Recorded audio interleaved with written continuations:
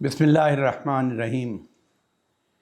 Programme آج کی بات کے ساتھ آپ کا میزبان فاخر ملک حاضر خدمت ہے۔ ناظرین، پاکستان اس وقت مختلف جہتوں سے مسائل کا شکار ہے، اقتصادی بھی ہیں، سیاسی بھی ہیں، معاشرتی بھی ہیں، معاشی بھی ہیں، لیکن اس میں پاکستان کا قصور کتنا ہے اور پاکستان سے باہر کے لوگوں کا قصور کتنا ہے، اس بات کو جانچنے کے لیے ہمارے ساتھ آج جناب ڈاکٹر محمد اسلم ڈوگر صاحب تشریف رکھتے ہیں۔ ہم ان سے دریافت کریں گے کہ پاکستان کے اس بگاڑ میں غیر ملکی جو ایجنسی ہیں ان کا کیا کردار ہے۔ السلام علیکم ڈاکٹر صاحب، ذرا کردار واضح کریں کہ غیر ملکی ایجنسیاں کیا رول پلے کر رہی ہیں اور بگاڑ کیوں پیدا کر رہی ہیں۔ بات یہ ہے کہ ہمیں کچھ چیزوں کو سب پاکستانیوں کو چیزوں کو سمجھنا چاہیے۔ پہلی بات تو یہ کہ پاکستان کا جغرافیہ بہت اہم ہے۔ چین یہاں انوالو ہے، چین یہاں سی پیک بنا رہا ہے، امریکہ اب اس کے خلاف ہوا ہے، بھارت شروع سے پاکستان کے خلاف ہے، اور اب آپ ایک سوال کر سکتے ہیں کہ یہ ایجنسیز جو ہوتی ہیں، باہر کی ایجنسیز ہوتی ہیں، یہ کس طریقے سے آپریٹ کرتی ہیں۔ یہ ماضی میں جو کتابیں آئی ہیں، ماضی میں جو مٹیریل آیا ہے، جو مطلب جیسے را کے لوگوں نے لکھا ہے، اس کے متعلق جو دوسرے لوگوں نے لکھا ہے، اور جیسے سوویت یونین کے سپائس جو انہوں نے لکھا ہے، CIA کے لوگوں نے لکھا ہے، اگر وہ ساری ہم اسٹڈی کو اکٹھا کریں تو ہمیں نظر آتا ہے کہ پاکستان جو ہے، اگر اس ساری اسٹڈی کے پس منظر میں دیکھا جائے کہ جس طرح کے وہ ماحول کریٹ کرتے ہیں اور جس طرح کی وہ فضا کسی ملک میں کریٹ کرتے ہیں، یہاں انہوں نے فساد ڈالنا ہوتا ہے، یہاں وہ بہت ایکٹیو ہوتی ہیں، تو پہلی بات تو یہ ہوتی ہے کہ وہ بے یقینی پھیلاتے ہیں، بے چینی بے یقینی پھیلاتے ہیں، اور دوسری بات یہ ہوتی ہے کہ کسی کو سمجھ نہیں آتی کہ کیا ہو رہا ہے، ہر بندہ دوسرے پہ یہ بے چینی اور بے یقینی کس سمت میں پھیلاتے ہیں؟ وہ اس لیے پہلی پھیلاتے ہیں کہ جو آپ کے وائٹل ادارے ہیں ان کے متعلق پھیلاتے ہیں۔ اب آپ دیکھیں نا کہ میں سمجھتا ہوں کہ جی کوئی بھی پولیٹیکل پارٹی ہے، PTI ہے، PMLN ہے، ان کو احتجاج کا حق ہے۔ میں یہ بھی کہتا ہوں کہ فوجی علاقوں میں بھی جا کے وہ احتجاج کریں، لیکن جو بھی جمہوریت کی ایک نارمز ہیں، جو چیزیں ہیں، یہ جو ہوتی ہیں نا انسٹالیشنز، یہ ہوتی ہیں قوم کی امانت، یہ کسی کی نہیں ہوتی۔ یہ لوگ آتے ہیں، چلے جاتے ہیں، آگے آپ کی بلڈنگز ہوتی ہیں، آپ کے کچھ چیزیں ہوتی ہیں، کچھ آپ کے نشان ہوتے ہیں، کچھ طاقت کے نشان ہوتے ہیں۔ تو یہ جو واقعات پیش آئے ہیں 9 مئی کو، اس میں خاص طور پہ آپ یہ دیکھیں، یہ احتجاج تک بات نہیں رہی۔ آپ PTI والے کہتے ہیں کہ جی ہم اس میں نہیں تھے، یہ ہو گیا، وہی ہم مانتے ہیں، لیکن کسی نہ کسی سطح پہ، کسی نہ کسی طریقے سے لوگ شامل ہو جاتے ہیں، چیزیں شامل ہو جاتی ہیں، وہ پھر ایک بے یقینی سی پھیلتی ہے۔ انسٹالیشنز پہ جو حملے ہیں، یہ تو اس میں تو میں سمجھتا ہوں کہ یہ ٹیکٹس جو ہے پالیٹکس میں ہمارے ہاں نیا ہے۔ پہلے ہمارے ہاں یہ ٹیکٹس استعمال نہیں کیا ہے، یہ وہاں ٹیکٹس استعمال کرتے ہیں جیسے مفتی بانی کرتی تھی، جیسے ویت نوم میں آپ نے گریلے کرتے ہیں، یا دوسری جگہوں پہ، یہاں پہ ایک بلوچستان میں کچھ جو ایسی تنظیمیں ہیں وہ کرتی ہیں۔ یہ جو ٹارگٹ ہوتا ہے نا، بلڈنگز کو ٹارگٹ کرنا، آئیڈینٹی کو ٹارگٹ کرنا، کیا ہوتا ہے؟ اس کا مطلب یہ ہوتا ہے کہ اداروں کے متعلق جو لوگ آپ کو تحفظ دیتے ہیں، ان کے متعلق آپ بے یقینی کا شکار ہوتا ہے۔ یہ پہلا ٹارگٹ۔ ڈاکٹر صاحب، وائٹل اداروں کا ذکر کرتے ہیں، ایک تو یہ بتائیں کہ وائٹل ادارے سے آپ کیا مراد لیتے ہیں؟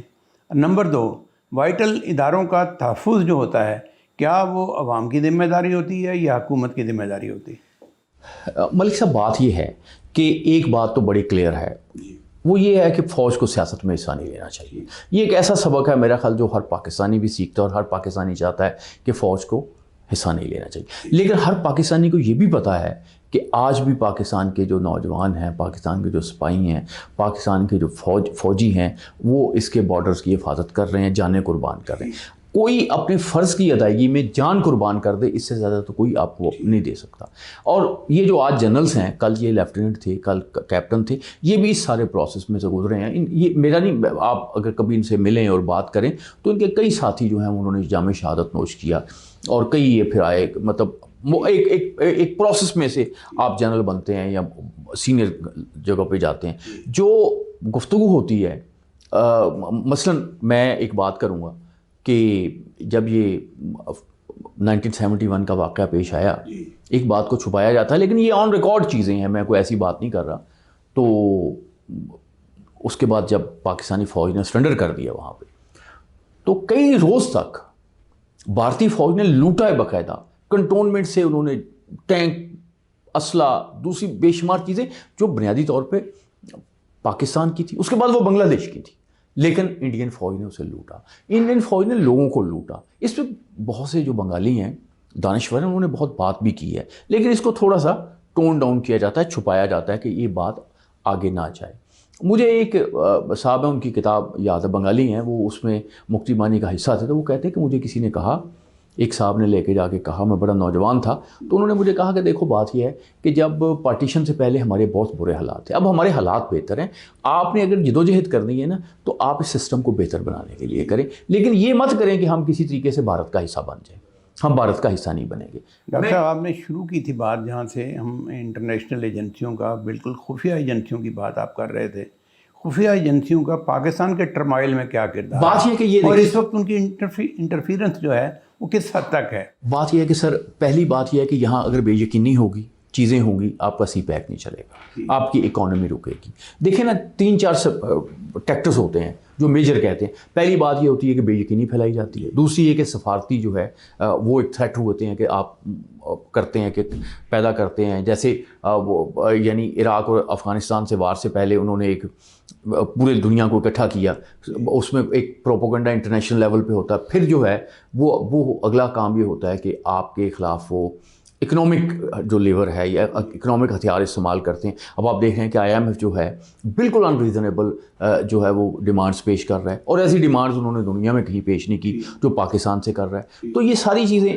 ظاہر ہے کہ اس کا پروپیگنڈا ہوتا ہے تو لوگوں کا گورنمنٹ پہ اعتماد ہوتا ہے، لیکن میں ایسی سمجھتا ہوں کہ پاکستان میں ایک بڑا ریزیلینس ملک ہے، یہ ملک اس طرح سے نہیں ہے جس طرح سے لوگ اس کو سوچتے ہیں۔ یہاں پہ کچھ 5-10 ہزار بندہ جو ہے آپ اس سے تو متاثر بھی کر دیتے ہیں، اس سے بے یقینی کا شکار بھی کر دیتے ہیں۔ اب آپ دیکھیں نا کہ سارے حالات کے باوجود پاکستان میں کاروبار زندگی چل رہا ہے، لوگ جو ہیں وہ اپنی زندگی گزار رہے ہیں، اور جس طریقے سے میں ایک بات ہوتی ہے کہ ایک افراتفری مچی ہوتی ہے، تو آپ دیکھیں کہ بازاروں میں، چھوٹے شہروں میں جائیں گے، قصبوں میں جائیں گے تو بالکل ہی آپ کو روٹین کی زندگی جو ہے وہ نظر آئے گی۔ تو مجھے ایک بات آ رہی ہے یاد، این آئی ٹو اسٹام، ایک برٹش ایک جرنلسٹ ہیں جنہوں نے کتاب لکھی BBC کے، تو انہوں نے کہا کہ اگر میں یہ کہوں جا کے ویسٹ والوں کو بتاؤں، وہاں انہوں نے ایک بنایا ہوا ہے نا امیج کہ جی وہاں لوگ بچے اسکولوں میں جاتے ہیں اور پلے گراؤنڈس میں کھیلتے ہیں، لوگ اپنے عورتیں جو ہیں وہ شاپنگ کرتی ہیں، میں لکھوں تو لوگ مجھے معاف نہیں کریں گے کہ ہم نے ایک ایسا بنا دیا ہے، ماحول ایسا بنا دیا ہے۔ تو اب یہ دو طرح سے ملک صاحب ہو رہا ہے، ایک تو یہ کہ دنیا میں جو خبریں جا رہی ہیں، چیزیں جا رہی ہیں، وہ غلط جا رہی ہیں، پھر ہمارے جو لوگ جو ہیں وہ سمجھتے ہیں کہ جی ہم سوشل میڈیا کے ذریعے اس پارٹی کو ٹارگٹ کر، بھئی اس کی ایک لمٹ ہے، پارٹی کو ٹارگٹ نہ کریں، کریں کوئی حرج نہیں ہے، آپ پولیٹیکلی جس مرضی کے خلاف بولیں، آپ کا رائٹ ہے، لیکن آپ کو تھوڑا سا نارمز کا خیال رکھنا چاہیے۔ ڈاکٹر صاحب میں ایک سوال یہاں پیدا ہوتا ہے، یہ بے یقینی کی جب آپ بات کرتے ہیں تو مجھے اچھی طرح جو میں نے کتابوں میں پڑھا ہے اور اس وقت جو کچھ دیکھنے میں آیا ہے اس میں یہ ہے کہ بھارت نے مشرقی پاکستان پہ جو کام کیا، سب سے پہلے اس نے سائیکولوجیکل وارفیئر کی، اس کے بعد بلوچستان کو بھی اس نے ٹارگٹ کیا، اور وہ ابھی تک بلوچستان میں وہ بے یقینی کی جو صورتحال ہے آج بھی موجود ہے۔ اب اس کے بعد پاکستان کے بقیہ حصے میں بھی وہی سائیکولوجیکل وارفیئر ہو رہی ہے۔ آپ سمجھتے ہیں کہ بھارت کا اس میں کوئی کردار ہے یا بھارتی ایجنسیوں کا کوئی کردار ہے؟ بات یہ ہے کہ دیکھیں، جتنا جب ہمارے ہاں 9 مئی کا واقعہ پیش آیا، جتنا خوشی انہیں ہوئی، پاکستان کے خلاف ورلڈ کپ جیتنے پہ انہیں خوشی نہیں ہوتی جتنی خوشی ہوئی کہ مختلف جو ہماری انسٹالیشنز جو ہیں ان پہ اٹیک ہوا اور چیزیں ہوئیں، آپ ان کو چھوڑ دیں۔ اب آپ دیکھیں کہ کتنے خوش ہوئے، انہوں نے کہا جی کہ آپ کے تو ادارے کچھ بھی نہیں ہیں، آپ کے تو چیزیں کچھ نہیں ہیں، آپ کے تو سسٹمز کچھ نہیں ہیں، آپ پاکستان میں تو یہ ہو گیا، وہ ہو گیا، فلاں ہو گیا، ایسے ہو گیا۔ تو اب آپ دیکھیں کہ وہ ایک دیکھیں انہوں نے، یعنی یوں سمجھیں کہ وہ کل ایک بات کریں گے کہ ہم نے یہ کیا۔ اب آپ دیکھیں نا، یہ 71 سے پہلے کوئی بھارتی نہیں مانتا تھا کہ جی ہم نے کوئی کر رہے ہیں، کچھ کر رہے ہیں۔ اگر ذرا سازش کیس میں ہمارے لیڈروں نے کہا کہ نہیں گورنمنٹ غلط کر رہی ہے، کوئی ایسا سازش کیس نہیں، لیکن ابھی اس پہ کتابیں لکھی جا رہی ہیں، جو اس میں ملوث لوگ تھے وہ نیشنل ہیرو ہیں،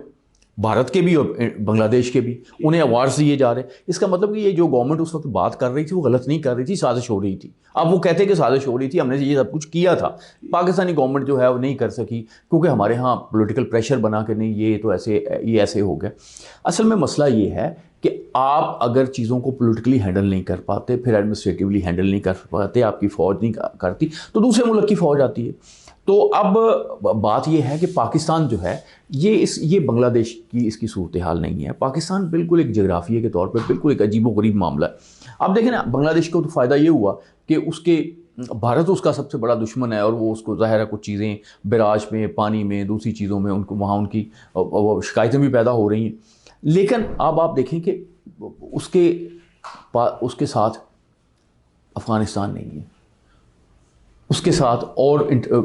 چین کا جو معاملہ ہے، سی پیک کا جو ہمیں فائدہ بھی دے رہا ہے، لیکن اس کی وجہ سے امریکن مخالفت بھی آ رہی ہے۔ تو یہاں تو نارملی بہت زیادہ ایک ہمارا جو خطہ ہے۔ ناظرین، ابھی آپ ڈاکٹر اسلم ڈوگر صاحب کی گفتگو سن رہے تھے، اور ہم ذکر کر رہے تھے ہمارے ملک میں غیر ملکی ایجنسیوں، بالخصوص خفیہ ایجنسیوں، اور بھارت کا کردار کیا تھا۔ یہ بات ادرم شمس ہے کہ بھارت ہمارا اصلی ابدی دشمن ہے، اور ہم نے اس کو اسی انداز میں دیکھنا ہے کہ جو دشمن ہوتے ہیں وہ کسی کے مرنے پہ خوش ہوتے ہیں، اور جو شادیانے بجائے گئے وہ بھی پورے